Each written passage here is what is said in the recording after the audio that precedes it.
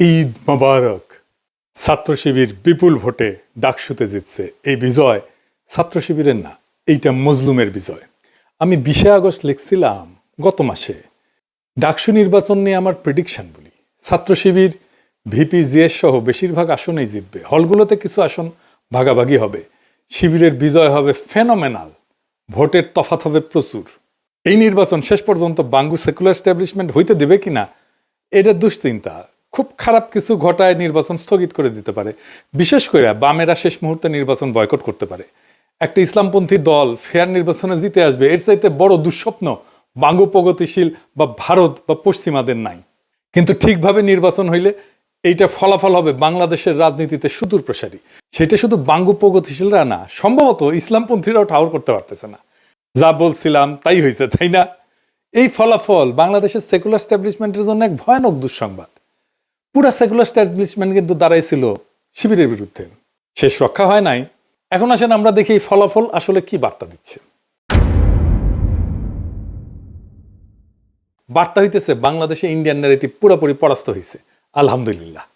বাংলাদেশে এই প্রজন্ম যতদিন থাকবে ততদিন ইন্ডিয়ান ন্যারেটিভ আর মাথা তুলতে পারবে না।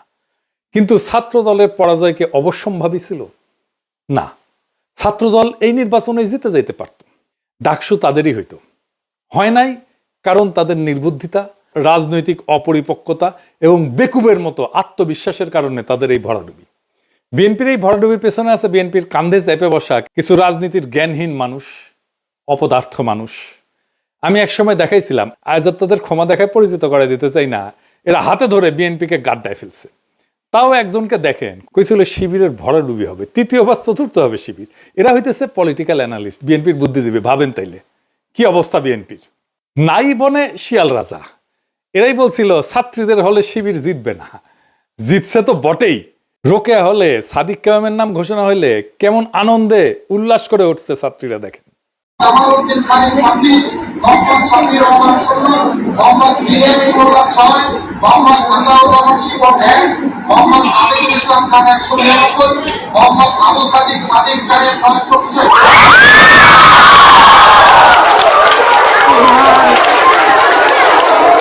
আপনারা জানেন যে 5ই আগস্টের পর যখন ছাত্রদলের ছাত্র শিবির সংঘাত শুরু হইল, আমি তখন নিজ দায়িত্ব নিয়ে এই দুই দলের ভেতরে সংঘাত বন্ধ করার উদ্যোগ নিচ্ছিলাম।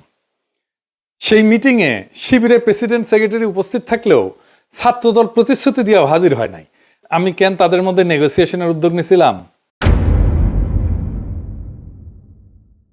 কারণ আমি সেন্স করতে পারছিলাম বিএনপি মারাত্মক একটা ভুল করতেছে। তারা ধীরে ধীরে আওয়ামী ন্যারেটিভ গ্রহণ করতেছে। আওয়ামী লীগ যা বলতো তাই দিয়ে সে জামাতের বিরোধিতা করতেছে। আমি বিএনপির শীর্ষ নেতৃত্বকেও বলছি এইটা ভুল স্ট্র্যাটেজি। আমি উনাদের উদাহরণ দিয়ে বলছিলাম, ধরেন গোলাম আজম একজন স্বাধীনতা সংগ্রামী, ভারতের অটল বিহারী বাজপেয়ীর মতো আর কি। তাইলে আপনি জামাতের রাজনৈতিক বিরোধিতা কেমনে করতেন? আপনি তো তারে স্বাধীনতা বিরোধী বলতে পারতেন না, মুক্তিযুদ্ধ বিরোধী বলতে পারতেন না। তো তাহলে অটল বিহারী বাজপেয়ীর মতো যদি গোলাম আজম স্বাধীনতা সংগ্রামী হইতো, তাইলে কিভাবে আপনি বিরোধিতা করতেন? সেভাবে করেন। আওয়ামী লীগ যা বইলা জামাতকে ঘায়েল করতো সেইটা বললে আপনি আওয়ামী লীগ হয়ে যাবেন। তাই হয়েছে। আপনি জামাতকে রাজাকার, স্বাধীনতা বিরোধী, পাকিস্তানপন্থী কিছু বইলাই দমাইতে পারবেন না। উল্টা জামাতের লাভ হবে, হয়েছে না? এর ফলে বিএনপি তার অ্যান্টি ইন্ডিয়া ভোট ব্যাংক হারাবে। তাই হারাইছে। সে আওয়ামী লীগের ভোট পাইছে। আপনি জগন্নাথ হলের ভোটের হিসাব দেখেন, জগন্নাথ হলের পুরা ভোট মোটামুটি বিএনপি পাইছে, তাই না? তো তার মানে সে আওয়ামী লীগের ভোটটা নিচ্ছে আর নিজের ভোট হারাই ফেলছে। আর জামাত কি করছে? যে anti India vote bank intact রেখে সেকুলার ভোট টানার কৌশল নিতে পারছে। বিএনপি যতবার মুক্তিযুদ্ধ 1971 এই বলে জামাত শিবিরকে আক্রমণ করবে, ততবার জামাতের অ্যান্টি ইন্ডিয়া ভোট আরো বাড়বে। জামাত যে বাংলাদেশে অ্যান্টি ইন্ডিয়া রাজনীতির সবচেয়ে বড় কামেল এজেন্সি, এটা বেশি স্ট্যাবলিশ হবে। বাংলাদেশের প্রধান দ্বন্দ্ব বিএনপি ধরতে পারে নাই। প্রধান দ্বন্দ্ব নিয়ে আমি অনেকবার বলছি। আমি এই বিষয়ে বলছিলাম যে বিএনপির এই আওয়ামী মুক্তিযুদ্ধের রাজনীতি পরাজিত হবে। আমি বলছিলাম, শোনেন এডিটর সাহেব একটু শোনায় দেন আমার আগের থেকে দ্বন্দ্বটাও আবার শুনলে আবার মনে হবে যে কি বলছিলাম। শোনান এডিটর সাহেব। একটা সমাজে নানা রকম দ্বন্দ্ব থাকে। একটা নদীতে যেমন নানা ধরনের স্রোত থাকে, একটা না অনেকগুলো স্রোত থাকে, ছোট বড় মাঝারি। তেমন সমাজেও থাকে। যেমন ধরেন আমাদের দেশে ধনী গরিবের একটা দ্বন্দ্ব আছে না, সেকুলার আর ধর্মবাদীর একটা দ্বন্দ্ব আছে না, ইংরেজি জানাদের সাথে বাংলা মিডিয়ামের দ্বন্দ্ব আছে না, শহর আর গ্রামের দ্বন্দ্ব আছে না? আছে। শহরের লোকেরা তো গ্রামের লোকদের তাচ্ছিল্য করে খ্যাট বলে, তাই না? বড় লোক আর গরিবের দ্বন্দ্ব আছে না? এইরকম অসংখ্য দ্বন্দ্ব পাইবেন দেশে। এই দ্বন্দ্বগুলোই রাজনীতি, কনফ্লিক্ট সিচুয়েশন, এটাই রাজনীতি। একটা পক্ষের সাথে আর একটা পক্ষের দ্বন্দ্ব, এই রাজনীতি, এটাই রাজনীতি। কিন্তু এর মধ্যে একটা প্রধান দ্বন্দ্ব থাকে, এক নাম্বার, সেটা খুঁজে বের করতে হয় কোনটা প্রধান দ্বন্দ্ব। এটাই পলিটিক্যাল ওয়ার্কারদের কাজ, এটাই রাজনৈতিক নেতাদের কাজ। আপনি ইতিহাসে তাকাইলে দেখবেন ব্রিটিশ আমলে প্রধান দ্বন্দ্ব কি ছিল? ব্রিটিশদের সাথে আমাদের দ্বন্দ্ব না, না তা না। প্রধান দ্বন্দ্ব ছিল জমিদার আর প্রজাতি। অসংখ্য কৃষক বিদ্রোহ হয়েছে, এর ফলশ্রুতিতে পাকিস্তানের জন্ম হয়েছে।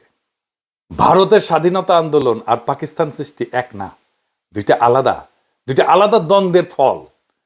পাকিস্তান আমলে দ্বন্দ্ব কি ছিল? বাঙালি আর অবাঙালিদের, তাই না? হাসিনা আমলে দ্বন্দ্ব কি ছিল? প্রধান দ্বন্দ্ব ভারতীয় আধিপত্যবাদের প্রত্যক্ষ সেবাদাসী ফ্যাসিস্ট হাসিনার সাথে বাংলাদেশের নাগরিকদের মুক্তির আকাঙ্ক্ষার দ্বন্দ্ব। দুই পক্ষ, হাসিনা অ্যান্টি হাসিনা। এখন হাসিনা নাই, কিন্তু সেই প্রধান দ্বন্দ্ব আছে। ভারতীয় আধিপত্যবাদের প্রত্যক্ষ সেবাদাসী হয়েছেন আপনারা, বিএনপি।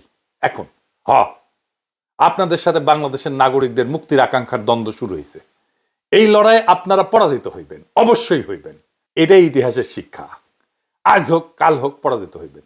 ইন্ডিয়ান সালসা খাইয়া যারাই বাংলাদেশের রাজনীতি করতে আসবে ধ্বংস হইয়া যাবে। যেই আসুক, যত বড় দল আসুক, মাথাতে রেখেন, কামে দিবে। যত কৌশল নেন আমাদের বিরুদ্ধে, কোনোটাই কোনো কাজে দিবে না, কোনো কাজে দিবে না। তো বলছিলাম, যত কৌশলই নেন না কেন, কোনোটাই কাজে দিবে না। কাজে দেয় নাই।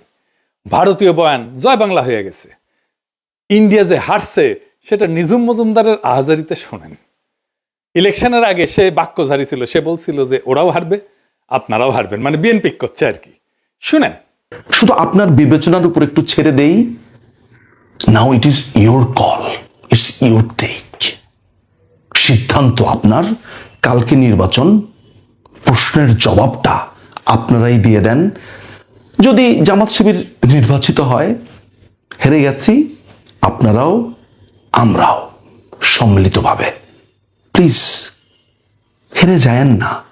তো বিএনপি কেন এইভাবে দুর্বল হয়ে গেল? হাসিনা বিরোধী লড়াইয়ে হাসিনার ন্যারেটিভ ভাঙায় বিএনপির কোনো ভূমিকা ছিল না। আর কালেকটিভ লড়াইয়ে বিএনপির সংখ্যা ছাড়া কোনো ইন্টেলেকচুয়াল ইনপুট ছিল না। এটা সত্য। এটা বিএনপির পছন্দ হবে না, কিন্তু যাই হোক, এটা সত্য। এটা বিএনপি বুঝতে পারেনি, নিজেও বুঝতে পারেনি, জনগণও বুঝতে পারেনি যে বিএনপির ইন্টেলেকচুয়াল ইনপুট নাই। 5ই আগস্টের পর ক্রেডিট নেওয়ার পালা চলছে, কে কত বড় মাস্টার মাইন্ড তার হিসাব করছে। এই কাজগুলো আমরা করতাম, ন্যারেটিভ বিল্ডিং এটা আমরা করতাম। এবং বিএনপি যখন থেকে আমাদের কাছ থেকে দূরে সরে গেছে, হিসাব করে দেখেন, তখনই বিএনপি দিগ্ভ্রান্ত হয়েছে আর জনসমর্থন কমতে শুরু করছে।